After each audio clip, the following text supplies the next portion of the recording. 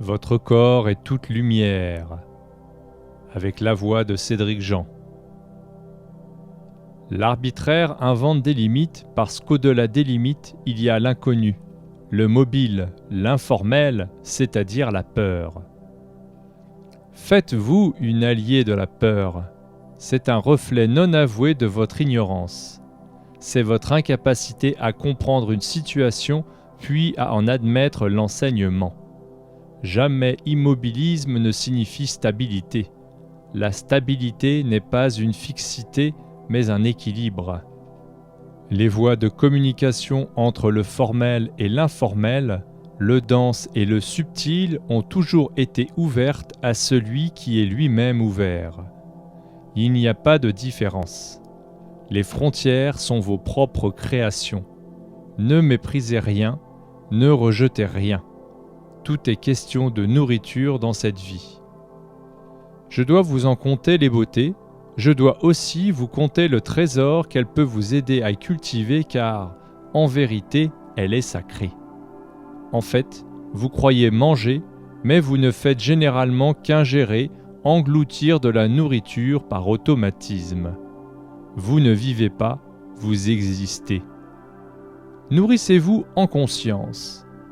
En mangeant, vous absorbez une danse inimaginable de particules de vie. Ce n'est pas l'infiniment petit, mais l'infiniment présent. Manger en conscience signifie proposer à votre être une union avec la force de vie universelle. Lorsque je dis « votre Père », j'évoque la puissance et l'amour du grand créateur cosmique dont tout est issu, dont tout est issu. Tout ce qui existe est partie intégrante de son corps, est le fruit de son esprit. Tout sort de son souffle et s'objective suivant la conscience de l'humanité, son ouverture de cœur. C'est un principe éternel.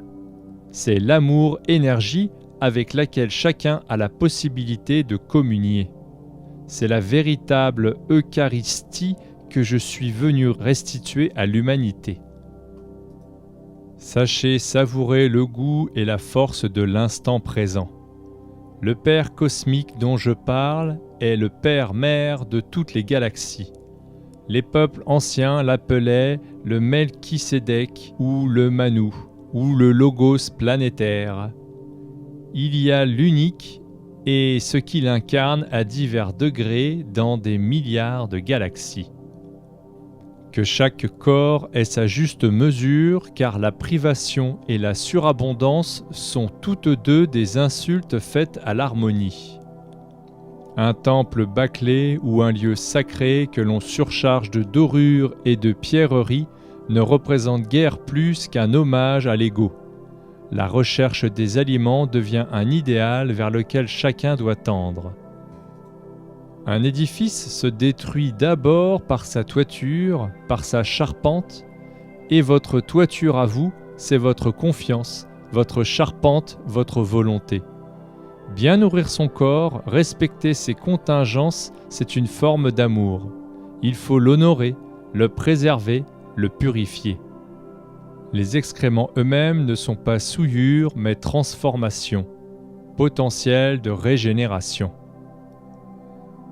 Les corps éthériques et égotiques de votre âme engendrent une réelle pollution qui peut jouer le rôle d'une sournoise gangrène. Il est nécessaire d'adopter une grande hygiène physique. Les grains de vie que vous nommez prana cheminent aussi par les portes subtiles de l'organisme, vos plexus. Ils sont le fondement de l'air que vous appelez en vous par le moyen de la respiration. Vous êtes analogue à un immense poumon. Se nourrir, amis, c'est avant tout accueillir de la lumière et, en s'unissant à elle, la pousser un peu plus loin sur son chemin alchimique. Dans une époque future, l'humanité découvrira les repas de prana.